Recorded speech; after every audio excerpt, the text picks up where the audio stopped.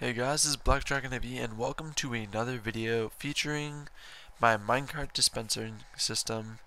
And I figured it was about time I made a tutorial on this because everyone's always been asking, oh, how did you do it? How did you do it? And I keep getting a lot of questions like that. So I think I should start with the basics, and that would be the magazine.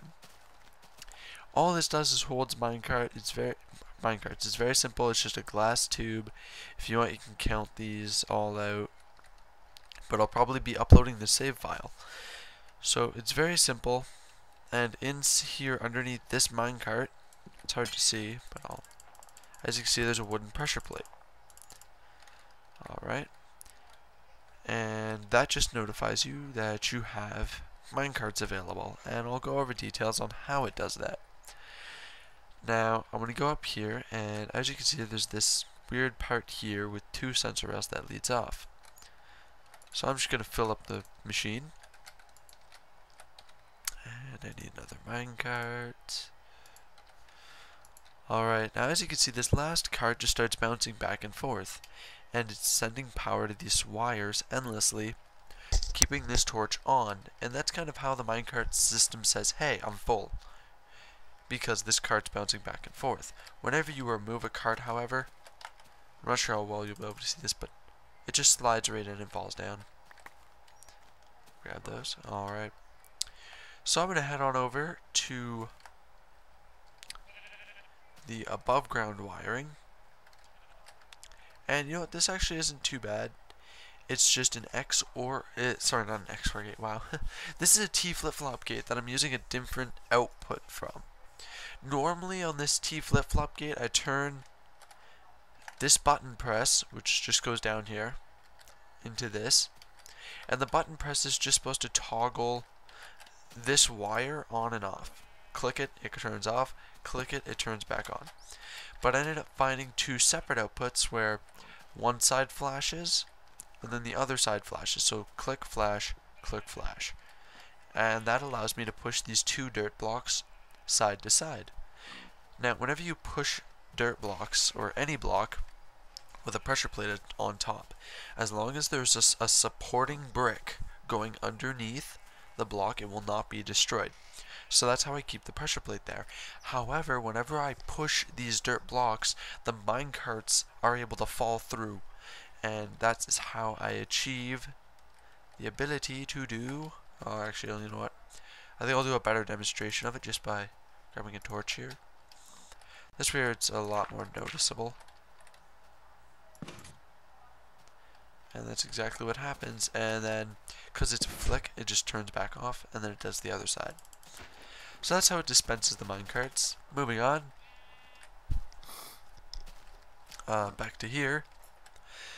So that's all there is to that. Nothing too special. I'll probably have the diagram for this so you guys can kind of get a general idea. Actually, you know what? Here it is right now. So as you can see, there is the 1, 2, and 3 outputs. 1 is the original output. 2 and 3 are the outputs I'm using. Ignore the repeater that's actually inside of mine. You don't have to do that. That was just kind of a thing I noticed and decided to change to save space. And okay, now for the last part is the underground wiring. As you may have noticed, on my machine, the finished product, you cannot just keep clicking the button. And the reason for this is after a minecart is dispensed, after you push the button, there are 3 circumstances that must be made for it to trigger this above ground wiring. And these are done underground. The first requirement is that this torch is to turn on.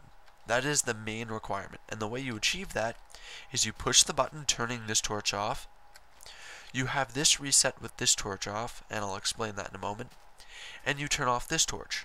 So, if we come back here where the pressure plate is, it comes around and it endlessly ignites this. So you can only push the button if there's an available minecart, because now that's off.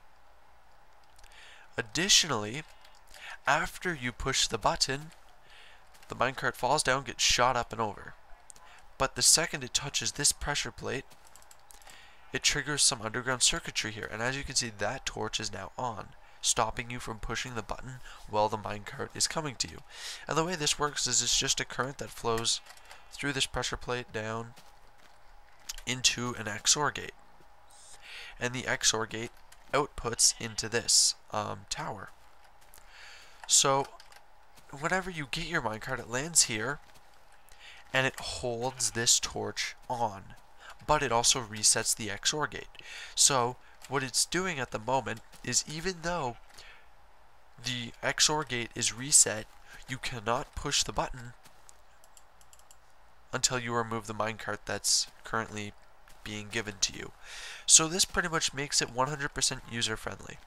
So going back over to the final product so you guys can get a general idea once more of how it all works. As you can see, available carts and on, these two torches, they're just outputs from here just to show you. Other than that, it just has a second output going to the back here for the button. So once all three circumstances are met, so let's go make these circumstances. Let's put a cart in the machine. So now the machine reads available cart. Alright, and let's make sure that we've made our other requirements. Our first requirement is that there is no cart here. Another requirement is that the button, the XOR gate, is reset, which is done right there. So that's all good. And I'm trying to think if there's anything else, because I'm not thinking right now. Okay, now that all the requirements are met, the last requirement is to push the button. Pushing the button, ta-da, it triggers. Now, because it touched the pressure plate back there, it triggered the XOR gate, turning this torch on, meaning I can't get any more minecarts.